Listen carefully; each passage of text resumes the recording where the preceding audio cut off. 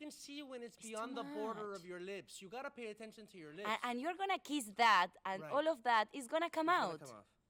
Okay, what do you do before you kiss? Because you have red lips, so what do? You grab I like use a good napkin. quality lipstick, baby. You don't go like this, like my grandmother used to go. When we used to go, my grandmother, she used to go with a napkin.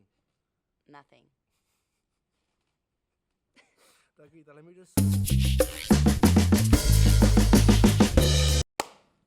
Dakyta, you're on Checkitow. Hell yeah, I'm ready. Okay, so you kind of surprised me today, because you are one of the most colorful people that I've ever met in my life. Now, when people say colorful, they think personality. That's true. Yeah. But in terms of like your your physical colors, okay. And today you came. Yeah, you have the red hair and the beautiful fair skin and the red lips. And let me see the nails. But you came like with white and black and a black jacket, looking cool, looking very New York. What's going on? I just came back from New York. Okay, because I was gonna say, is everything okay? I just came back from New York. Okay. I think I just absorbed this vibe, Okay, because this is what I was expecting from you. I was expecting. This is what you usually look like. That's so cute. I really like it. So I mean, so when you first got to New York, did you have like this color scheme, which is your usual, and then people were just kind of like looking at you? Yes. Really? They gave you the evil eye? Yeah, they could tell I was from LA and not from New York. I'm so LA. I realized why. Once I was there, I realized why I love LA so much. Well, when I grew up in Miami, and I always thought growing up, and my family would go to New York. I had some family members that lived in New Jersey when they left Cuba. So I always thought I was going to be a New York guy, right? Yeah. LA, it's flighty, it's ditzy, it's I'm a New York kind of guy. But when I got a chance to come out here for work in my mid-20s, I realized, and then I would go visit New York, I realized, you know what, New York's too much. No. Mostly if we have this, you have this Miami and Cuban vibe. I have the Argentinian blood, So I love summer. I like to I rather drive than taking a train. Me too.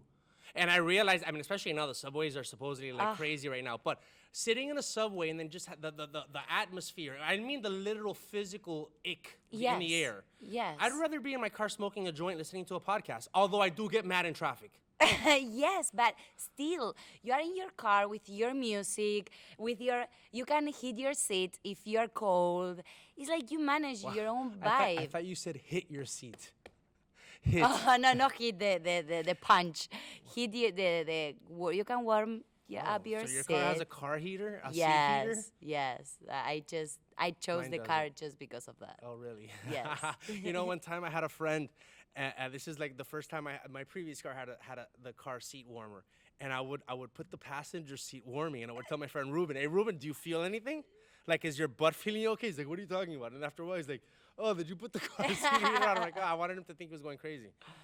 Anyway, cookie kabuki. Speaking with the color theme, so hold on, my dad's call. Do you want to hear my dad? Yeah, let's talk to your Hold dad. on. Hi, Dad. Let's do this right now. Hopefully this is not too much. Hopefully this is not too much personal information. Hold on. Oye, yo estoy en el medio del programa y la gente te está oyendo, así que no diga nada personal. ¿Cómo anda? Sí, el dirección, pero no le explique lo que me está mandando. Hay gente aquí. You're in the middle of a show. So, Dakyta, say hi to my dad. Hola. Mira, ella es de Argentina. Dale las felicidades porque ganaron. Gracias, muchas gracias. Qué hijo que tenés, ¿eh? Qué lío, ¿qué hiciste? ¿Qué dijo? Wait, let me put her on speaker. Claro, no pusiste Wait, el hold on. speaker. Oh, go ahead. Espera. Dilo otra vez. Dice, papi, estamos en el medio del show. Sí, como te lo puse en el text. Ok, te tengo que ir. Hasta luego. Ok, sí, bye. Bye, chao. It's so funny. It's like you speak perfect American English and then you speak todo el cubano. Yo tiene el cubano muy marcado. The thing about okay, wait, before we get into the accents, I gotta say one last thing about colors. With you, there's no such thing as clashing colors, right? Because a lot of people are like, those colors clash. Those words have never come out of your life, out of your mouth. No, for me, it's never is too much. That's my phrase. Never is too much? Never is too much. God, I love that. Oh, yeah, never is too much. Some people are like, oh, but you're using all those colors with those rings and those glasses, and are you going to use earrings as well? And I'm like, Of course, but it's a different color. Yeah, isn't it too much? Never is too much. This is always my answer. But that happened to me my entire life. Right. Like ever since I was a kid, like my family in the beginning, then I had like a therapist. When I was like 18, 17, she always wanted to talk about why I always dress so colorful. And I was like, what's wrong with that? What? And I'm not paying you to talk about how I dress. I'm just like, I'm expressing myself. And she was always in either browns, blacks, or grays, right? She was a granny. I realized that I didn't have to have more sessions with her after that. But I was... She needed more sessions herself after hanging out with you. Yes, yes, totally. But if you see me now, I'm like the hyper evolution version of myself. When I was 15, I would wear a like full of super colorful shirt with patterns. And then the skirt was gonna have circles, like red and yellow. And then I will have one long, how do you call the socks? But the long ones, this one? Daisy, how do you call the long socks up to here? Leggings? Leggings? Well, I will wear like one stripe legging, colorful, and the other one like circles, other colors. And one shoe, one color, another shoe, another color. So I grew up a lot. Okay, you're the most person of color I've ever met in my life, which is ironic in a lot of ways. I hope I don't get canceled for saying that. All right, let's get to the you were pointing out my Cuban accent. Argentinians have a certain way of speaking, right? There's a lot of European inflection and a lot of snootiness in their accent. A lot of Italian. We have a lot of Italian in our accent. And there's a lot of South America has that kind of thing. Cubans and Caribbeans, they speak like just jarbled. It can be a little vulgar, right? I think that a Cuban that speaks proper Spanish actually speaks Spanish very well, but most Cubans are like, "Oye, ¿cómo la haces?" It's a lot. I think it's because you speak like dancing. Okay. So it's like you're real talking like dancing Cuban music. So it's like I can feel it when you talk. Like, oye, que yo tú puedes tomar un traguito. Y es como. But there's also a lot of anger. Cubans also have like a lot of anger. Really? Like when you go, have you been to Miami lately? Yeah. Okay, but you're probably hanging lately, around. like a year ago. Well, that's lately. But you probably hang around South Beach, Wynwood. Yeah, if you go Argentinians. Out to there's a lot of Argentinians in Miami Beach. If you go out to Southwest Miami, where like all the Cubans, los cubanazos, en la sabuesera. The Southwest is called sabuesera. I love it. And man, Cubans are not that warm. Cubans are warm if you start talking to them and you're drinking and you're partying and these people seem so warm. But go to like a Cuban bakery and like order pastelitos. This is how they take an order. They walk up to you and they're like, "Hi, hello." No, they go like this. You ask what you want, they get it, they put it. That's exactly what happens. But Argentinians have an attitude too. They're not the best servers in Miami Beach. They don't want to be serving people. And by server, I mean waiter, waitress, whatever the word is now. Yeah. Right? Well, maybe the one who left Argentina for a better future, it's complaining when they are like doing these kind of jobs. And that's the in Cubans, Argentina, the people who does those kind of jobs are people from Paraguay, Bolivia, other countries that are surrounding Argentina, that they go to Venezuela as well. Like they go to Argentina for a better future, so they start off doing those jobs. The same as we do, like Argentinians do, or any other Latin American country in United States. It's like we all have to start off like doing other kind of shit, Well, because Argentinians have a similar thing. I think Cubans are just like rough around the edges, especially coming from like a poor, like communist country. But they come with like this like gritty attitude. The ones that come now, but the Argentine ego takes a big hit when they go to Miami Beach and they have to like work at a restaurant, and they serve like they just scoff they're taking your order and they're like ask me what I want to eat. Quiero una ensalada. Okay, I ask what I say it, and they look like they're in your face. They're just like they're bothered. They want to be somewhere else. They want to be somewhere else. Yeah, I feel that. So you grew up in Buenos Aires. Yeah. Okay, so how did you become such a? We'll come back to Buenos Aires. I jump around a lot. Yeah. I gotta ask the Sam Smith thing. Were you always a Sam Smith fan? Yes. Okay, because you were asking about Sam Smith here, and Oscar, our main guy, the stage. I don't know what the title is, but it's high up. Oscar de la Torre is the All-American Mexican. Okay, and Yeah. All-Americans and Mexicans and All-American Mexicans together, they don't know who Sam Smith is. They know. I'm sure if I play his songs right now, he will know who he is. Stay with me. I'm a really bad singer, but I love I him. saw a picture of you and him on your Instagram. Yes, What I was that met like? him.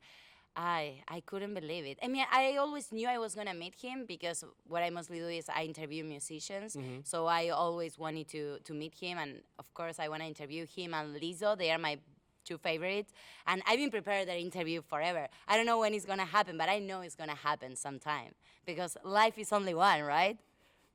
And so Never is too much. never is too much, absolutely. So I went to a Netflix movie premiere, and my roommate, he knows, everybody that knows me, they know I love Sam Smith. And he was like, Boluda, you will not believe who he is, like who's here. And I was like, what? Like, I was thinking about, I don't know, an ex or someone like that because of his face. He was like almost panicking. He was like, Sam Smith. And I was like, what? And he was right there, and I went, like, I didn't even thought. Like, I was like, I just went straight to talk to him. Hi, how are you? I always knew I've been waiting for this moment my entire life, I told him. And he was super nice, super nice. Like, he was like, oh my God, thank you so much. Really nice to meet you. Okay. He's from London. I love how you were trying to do his accent. At least I tried. That's hilarious. So, okay, oh my now. God, you're so sweet. he That's said. awesome. So Sam Smith should not be confused from Michael Bublé, right? Because I get them crossed. Hell no. Michael Bublé's Canadian. It's like... But they both kind of look similar, no? No, they are not similar at all. Sam Smith is tall and beautiful. I think he has like green eyes. Now his hair is completely blonde, like white.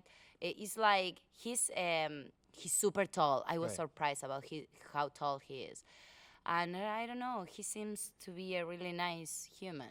Okay, you're a real nice human too. Let's talk about what you do, because we've had you on the zoo and you'd make a bunch of funny sketches I've seen on Instagram. And you do a lot of interviews as well, and you've also done acting. So, describe the persona that is Dakyta and how you insert yourself into the media landscape of the American. I ran out of words. Well, I know in America you have to put yourself in a box, but if I had to choose one box, I can't. With anything, with everything in my life, I'm like that. Do you know the candles theory? No.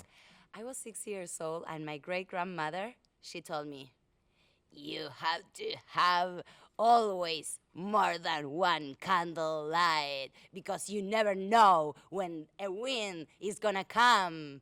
Ha, ha, ha.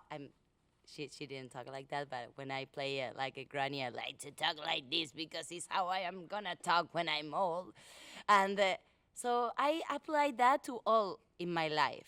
I don't know why that like stick to my mind forever. And I am an actress mainly. That's my biggest passion. I studied drama since I was 10 years old.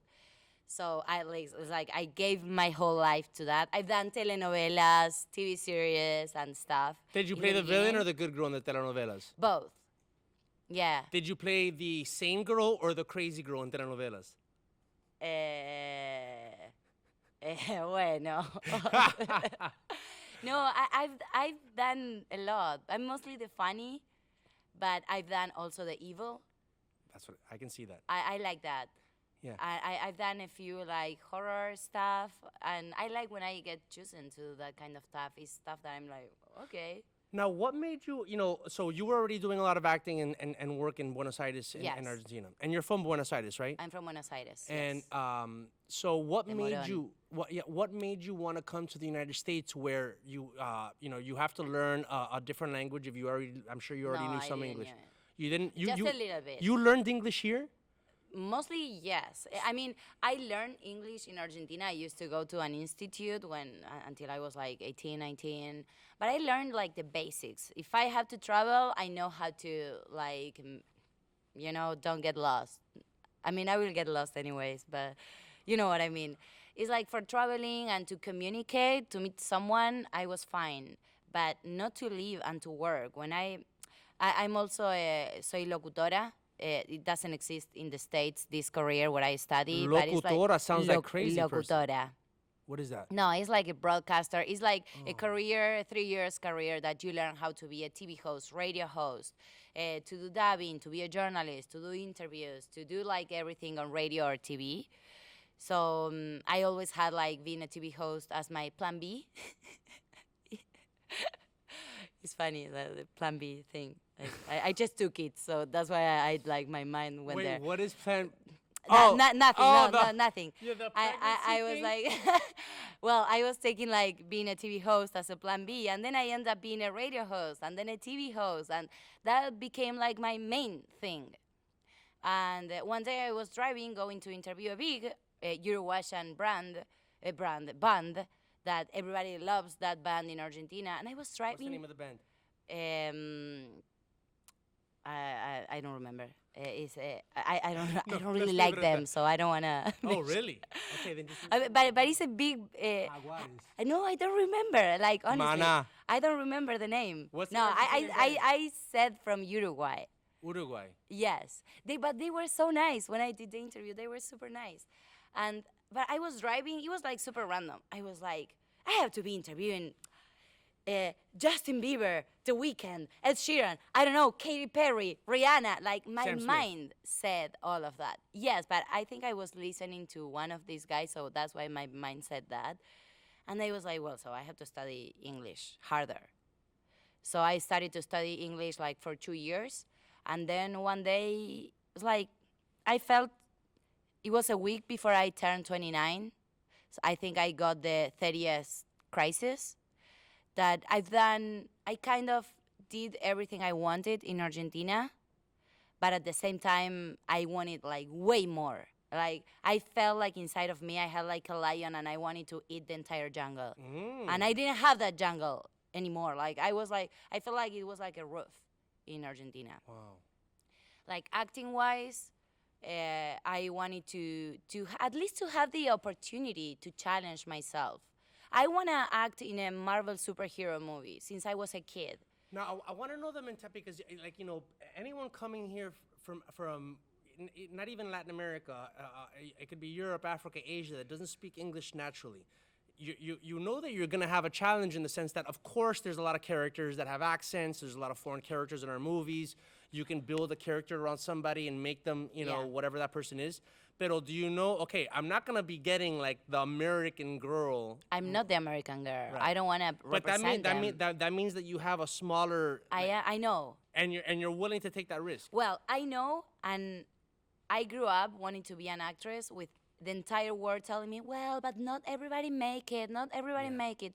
And when I was 21, I was playing an amazing character in the biggest show that Argentina had. You were playing Caridad. I was playing In Caridad. What's the show? You know it, Casi Ángeles. Casi Ángeles. Yes, and I wanted to work in that with that producer, Chris Morena, in that kind of shows since I was 6 years old. When I was 7, my uncle wanted to take me to the audition because they used to do Chiquititas. It's a show that the entire Latino America, Italy, Spain, Israel, Russia, they all watched these shows. And we all wanted to be in those shows because they were just girls, like from 6 to 12-year-old girls living all together in an orphan. Like, but they were like singing songs, dressing amazing, like having fun all day. Do you know who Little Orphan Annie is? No. Okay, Annie, the original orphan, like in the 30s or 40s, was this character. She was Little Orphan Annie. Se llamaba Annie. They probably remade a movie about her. And she had orange. Oh my God, look at her. She had orange hair just like you. Really? Yes. Wow. All right, look. Annie, the orphan. Little Orphan Annie. Well, this is the 1982 film. Wow. Hold on. Come on. You see? I've seen that before. Wow. Little Orphan Annie. He's so cute. So you girls were just like singing "It's a Hard Knock Life" for us, but in Spanish. Well, absolutely. The songs were so sad that we were all like singing them out loud. The songs were like, mi papá me abandonó y mi mamá no me quiere, tipo stuff like that. And we were singing them like out loud. I love the sadness of the Latin American experience. So, Yes. can I just imagine you as a 6-year-old girl in the living room of your family? You're like, tío, tías, todo el mundo, abuelo, abuela, mira, voy a hacer un show, voy a Sí. cantar, todo el mundo siéntete, okay, la, la, la, la, la, la. Yes. And then your uncle's like, esta niña va a ser una estrella.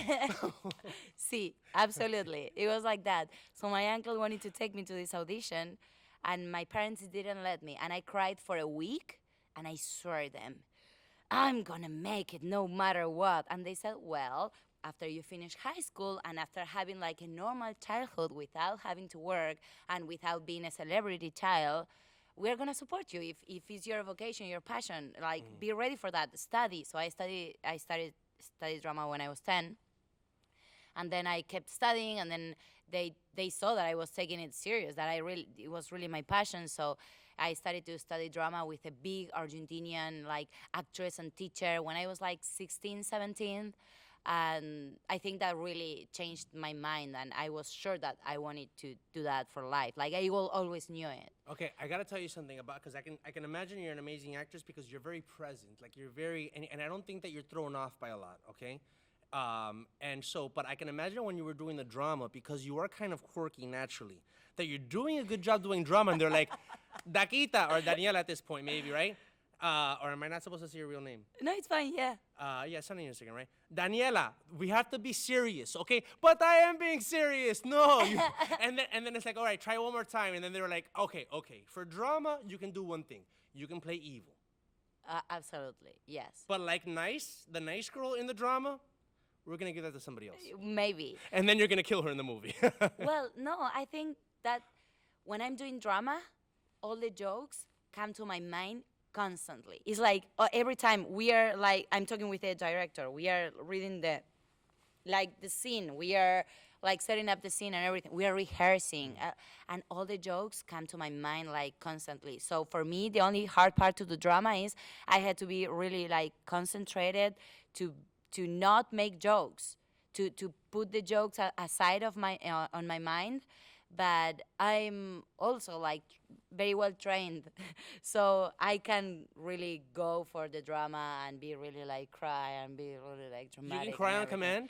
Yeah. I'm not going to do that to you now, but... Don't do that to me.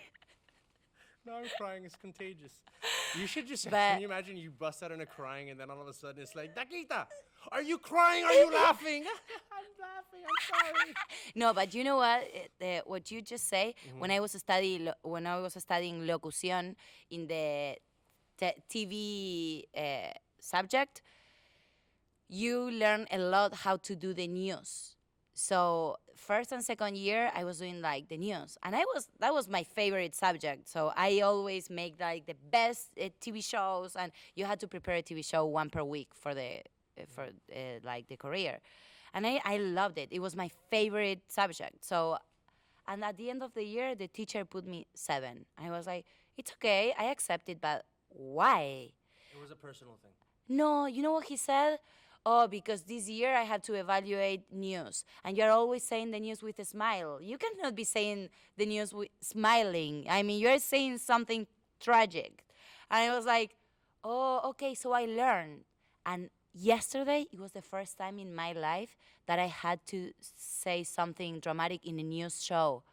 I did it yesterday. And I was like, putting my like, don't smile. I was like, and then a 5-year-old kid is missing, and I was like constantly. 29 people died in an earthquake. Yeah, and then I was like, no.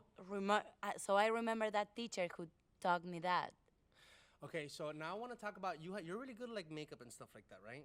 Because you actually do your lips very, very good, right? Oh, thank you. Okay, I like doing it. So here's the thing, and maybe I'm out of line with this girl that I'm friends with, and she has beautiful lips. And she's from Georgia, and she does this thing, and she says she got this from one of the Kardashians, where she goes over, because you pay attention to the line of your lips. Yes.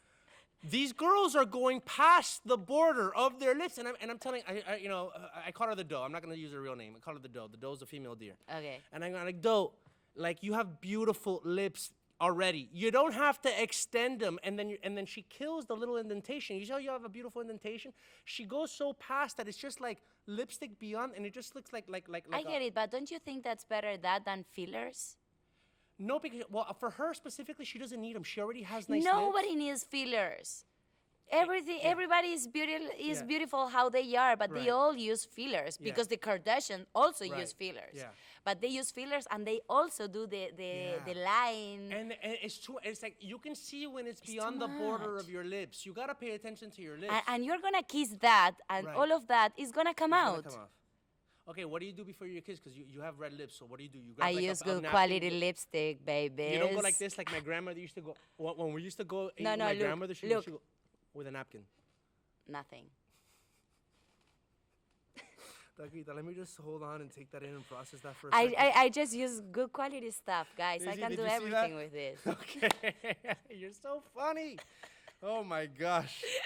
Dakyta, stop being funny. We're at a funeral. I can't help it. I'm so sad. Oh, in funerals is when I get the best jokes. Oh, I can Like the imagine. best. I have to repress myself so much.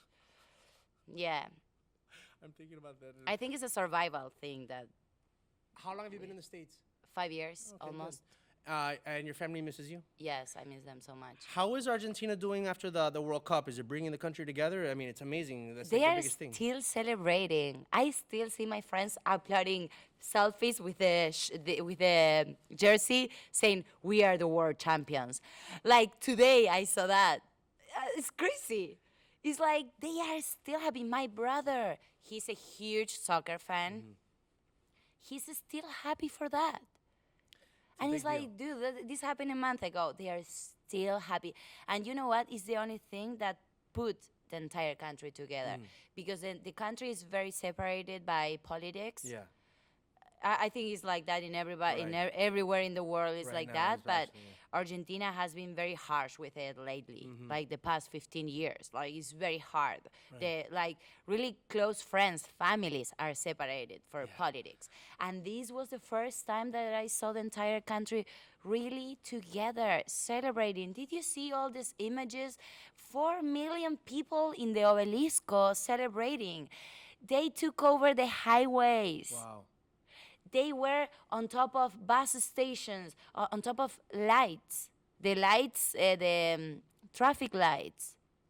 It was there is a meme. There is a couple that they weren't a couple. It was just a boy and a girl that they were crawling on the traffic lights, and when they were on top of it, they just started to kiss each other. And they That's didn't beautiful. even know each other. That's Argentina, you know. That's beautiful. It's like, it's just love and passion. Let's go ahead and segue to something that we talked about on the Zoo, and I thought you had really good opinions. Dating these days. Yeah. Especially here in the States. I think maybe it's not as backtracked in other countries, but maybe they're following suit. I don't know how it's dating in Argentina, honestly. Well, is so online dating, I have is no app idea. dating a big, like the dating apps, is that big in Argentina like it is here? Well, for my friends, I guess so. In Argentina, I never use them because I'm known in Argentina, so I don't want to be on Tinder there. Yes. But here, I don't give a fuck. I'm everywhere. You can swipe. You're gonna find me. That's hilarious. But so I tried online dating for like a year back in like How was that? 2017. It was just a bunch of crazy people. There was one girl that I dated several times. I wouldn't call it a girlfriend. I wouldn't call it a relationship. It was just the one Dating. successful one that we went on Okay. 4 or 5 dates. You know, we hooked up. I was just kind of like, you know, I was trying to like find a play partner. I wasn't really looking for a relationship. Let's be honest. But like some of the people were just like off the rocker. I'm like, I grew up very social, right? So growing up in Miami and then coming here, I have an easy time meeting people. I talk to like younger guys who like trying to give them advice, but it's a little weird now. The art form of like walking up to somebody and starting a conversation without being too creepy and then just kind of Yeah. seeing, oh, okay, like, okay, there's nothing here. Okay, but oh, maybe there's something here, and then you just follow up, and then you start talking, and then, oh, do you want a drink? And then the next thing you know, Yeah. Well, That's like I think lost. that the dating online changed within the years because in the beginning we all had like our preconcepts like, oh, no, I'm not gonna do that. So maybe in the beginning, maybe it was like only the people who just wanted to fuck or someone too desperate. I think that nowadays, mostly after the pandemic, for us, is something that we have really like internalized. And there are a bunch of different dating apps now, and some of them are more like to meet the love of your life. Some of them are just to hook up. Like, it depends. Of course, then once you are there, they all just want to hook up, you know. But there is a lot of crazy people. But I think that also after using it, you can learn. You learn. Right. You know, okay, first maybe we're going to follow each other on Instagram a little bit more to see if they are, first of all, if they're a real person, if they are like awkward, if they are too selfish, if they're like who they are, you know, or maybe you can FaceTime, because once you get there, I had like super funny like experiences, you know, like maybe when you travel by yourself, you're like, well, whatever, and then you just, you go in funny dates because you are in, I don't know, in Italy, and you just met like a Canadian or a French guy, and you end up like whatever, and it's fun. But you have the goods and the bads. But here, look, yeah, totally. And the experiences that I still have, I'm probably getting too old to have these experiences, but I have them, and I want to, just like, they don't, like, even my friends are like, wow, that doesn't happen anymore. Like, I went to Halloween, I went to this Mayan Warrior, you know Mayan Warrior? It's like an art car from Burning Man. It's like, you know, techno. It's like a big party. And this chick, a Persian, very powerful woman, she had a very sexy outfit on. She basically had her boobs out, but with like the tape on the nipples. So very kinky. She had a little whip walking around. She's with a friend. She comes, like me and my friends are just standing listening to music. She comes and stands in front of me, and then is looking, like, look, and I'm rolling. So like, I'm like, after like a couple minutes, I'm like, not a couple minutes, like a few seconds actually. I'm like, are you just trying to get somebody to notice you? And she's like, and she just like goes, I'm waiting for my friend. And I'm like, and I start like helping her with her friend. Like, where's your friend? I'm like, where's your friend at? You know, by the end of the night, her and all her friends came back to my friend's house for an after party. I ended up going days with. That doesn't happen. And my friends were like, oh my, that doesn't happen anymore. Like now it's like, you gotta like follow somebody. You got the interaction that you get to know somebody with in the normal, you know, in-person experience doesn't happen online. With all the respect, it's a generational thing. Oh, totally. Absolutely. I'm sure that a 20-year-old guy doesn't have an idea how to approach a woman. They don't know at all. Even they just know it's easier for them. They just swipe and they just text. And if you are not like right there, they're, oh, okay. But that's why sex isn't, you know, all these studies, some of the younger people at the station, when I tell them this, they're like, where are you getting this? I'm like, well, go online and research because it's all over the news. But maybe they don't read the news. But they're having less sex, and I don't think the sex is good because the best sex I've ever had involved not only foreplay, but like social foreplay. Oh, talking. Oh, you started noticing. Oh, yes, that's part of the seduction. Yeah. You can't just jump into sex. Absolutely. It's like having sex with not a robot, but like almost, because you don't know the person. Totally, yeah. You know? Well, yes, but these kids are also more used to be in their houses with the computer, like just touching themselves, you know? And they do that too much, and they watch a lot of porn. So then when they go to the real life and they don't have those like primeros planos, close-ups, those close-ups in the real life, you cannot like just do like that. Well, I mean, you can, but that's the second date, let's be honest. No, that's too much. And then they realize that life is not porn. Right. I mean, it's different. Right. Mostly if they are unexperienced. Well, I'll tell you what, I tell a lot of my guy friends, you know, at this point, my older friends, we don't watch, and most of my guy friends are in relationships. Let me check on the time really quick. Well, I told, you know, I was never a big porn watcher growing up. I'd like to fantasize about actual real because women. It was hard to find the porn when you were a kid. Well, no. I had the magazines under my bed, but I had friends that looked at porn every time that they masturbated. I'm like, don't you ever sometimes just think about a girl you like in your head? A real woman, not some porn star you're never gonna meet, that you're never gonna. How about a girl that you actually like that might start developing that? Someone with real boobs. Yeah. And someone that you actually might have a chance with, so you might have a fantasy in your head that might be a reality. That's good inspiration. So I always tell my friends, if you're just looking at porn when you masturbate, you're not gonna, you're not gonna be able to register. Meet those expectations. But my friends, even my guy friends, gays and straight, they both told me that. Like, no, I realized that I was watching a lot of porn. So then when I was with a woman in the real life or with a guy in the real life, it's never the same. Mostly because it's everything you have in your mind. So Now you could. Here's the thing, because I've had really good sexual relationships, like girlfriends and stuff, where once you get really comfortable, we can have a night where we put together a little fantasy where it looks like a porn. But you gotta have that connection. yeah, that confidence. And a lot of these guys, it's like they want the girl to kind of like create that fantasy. Yeah. And then in the case that they do, they get nervous as hell and they can't like they're No, like, it oh my God, doesn't this is work. happening. Yeah. I can't do this. So That's the yeah. point. They watch a lot of porn, and then when they have a woman in lingerie in front of them, And lingerie, whatever that is. lingerie, Lingerie, but I love the way lingerie, please in start lingerie, re-pronunciating these. they don't know what to do, and they yeah. doesn't work how I they know. should. I think that you intimidate a lot of these young guys is the problem. Yeah, I know. That's why I didn't date too much in Argentina, because that happened You to would me intimidate mostly all the in guys in Argentina? Yeah, they were like The maybe, big egos in Argentina? Maybe it was the guys that I used to look at, Yeah. but Because no. you like sweet guys and you can't be with a sweet guy. No. Okay, here's the thing. You know one group of guys that they're the least intimidated? Who? And that's why girls, even though they say that these guys are assholes, don't be in a relationship with them. musicians. But no, Ah. Cubans from Miami. Oh wow. We bat a higher average. Like, Wow. it's especially, and if they're Aries, Are you Leo, or selling Sagittarius- yourself, Humberto? No, the girls that I've been with, even if we don't work out, they always put in a good word that like, but you know what? Like, he showed up. He showed up when he needed to show up. For being Cuban, you are not too bad. Thank you. Well, look, Cubans, I'm the nicest Cuban from Miami that you'll meet. That's the Wow. way I sell myself. I'm like, the thing about Cuban guys from Miami is that they're all jerks. Wow. I mean, you've been to Miami? Like, Cuban guys are like rough. Yeah, but Like, I never dated one. I feel like there is a lot of sexism in Yeah, Latino America. for sure. So I never got along easily with a Latin guy. So here's the dichotomy, and this is the sexual thing. Like, a lot of so. And I'm not speaking as a woman. I'm speaking as I've had a lot of female friends, and there's things that Come on, they'll speak end up as a admitting. woman. You know how to do it. The biggest jerks, just like the craziest woman, are often the best in bed. So a lot of guys were like, "Oh, don't go out with a crazy woman." They'll go, "Oh man, but bro, you can tell that she would be dynamite in bed." Yeah, that's what goes. So with guys, it's like that. The biggest jerks, the biggest asshole, sometimes is the best in bed, but he's an They're the asshole. biggest. And then you see the nice guy.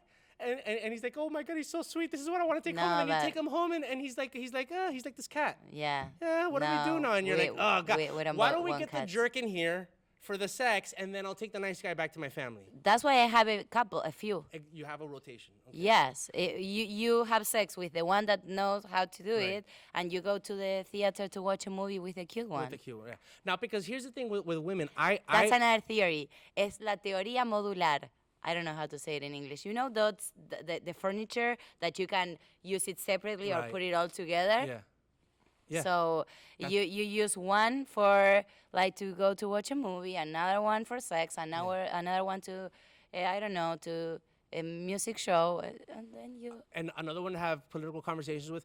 Look, Yeah. it's been okay. So what I'm looking for in life, because I need a very specific woman. I need a woman that looks like bitchy. Yeah. And seems kind of, but is really nice. But that's a very small. Because the thing is that the ones that are really nice, it's kind of like the nice guys. Like, Yeah. You're not. I'm not. You're not. I need a little I bit don't know more. about that. I think that we don't have to miss the hope. I always wanted to find the hottest guy that's not a player, and that's so hard to find. I mean, I don't think if that ever exists. So it's like, Yeah.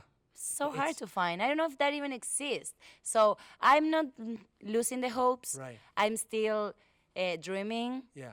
that one day I'm gonna find the hottest guy, that he's also like, it's exactly what you're looking for. It's Yeah. like, yeah, I want the hottest guy, but just not being a liar. That's it. But you need to give a little leeway, because nobody's perfect. So he's gonna have to lie once or twice. Oh, but what's the point of If lying? he's never lied in his life, I'm sorry, there's something else wrong with him. Come on, I'm not a liar. I'm not a liar. I'm not gonna promise anything that I will not just Well, that's do, different. and You have that's it. integrity. You have integrity, but you've never said a white lie before? Oh. You know what a white lie is? It's not a racial thing. It's like a little lie. What did you do last night? lie Oh, doesn't- I went to bed early. Yeah. Yeah, maybe I said that. Okay, there you go. Well, that means you're normal. Oh no, I didn't sleep with him. No, no, with his friends, no either. No, no way. No, is that did I? Is that oh, the- this is my friend. Yes, this is my friend Jose. And then the guy. Did you ever date him? No. No, Did you ever sleep no. with him? No. Nah, it was just like one time, two times, three times. What's zero? Zero. It's all Like- the same. Yeah. All right, Dakyta, totally. we gotta wrap up here. No, come on. No, We didn't yes. talk about anything, Humberto. What's the last thing you want to talk about before we wrap up? Nothing. I'm fine. I think we talked about. I think that you gave me something to live on, and it's the phrase "never is too much." Never is too much. Because you can mean it a bunch of different ways, depending on because of the grammar of it, right? Because you're saying never itself, the concept of never is already too much. But what you're saying is that there's never too much. No, never. Too is much doesn't exist, never exists. But I kind of also like the fact that you could be saying that never is too much. Never. Because is it's too like the inverse. Never is too much. And always is not enough. That's not great. If it's not enough, it's not great, because every time you're waiting for something else. Okay. The people that everything for them it never is enough. Like I don't know how you said it. Like it's always not enough. I don't like that. It's like you're all the time like waiting for more, and you're never satisfied. That's the problem. That's the problem. That's Okay. anxiety. So we're gonna fix our anxiety and our quest for enough. So I want any single guys out there that think that they're hot and think they can handle someone like Dakyta, email a headshot, a quick bio of yourself to media@latv.com, and we're Please. gonna do like a bachelorette kind of Aw, thing. Where we're gonna see, really? I'm gonna That's a find you somebody. gift. Thank you so much. Dakyta, where can people find you? Dakyta @Dakyta DAKYTA everywhere. Everywhere. Everywhere. It's never too Everywhere. much. All right, Dakyta, you've been on Check It Out. Check it Oh, out. I always do that. Thank you so much. That was great.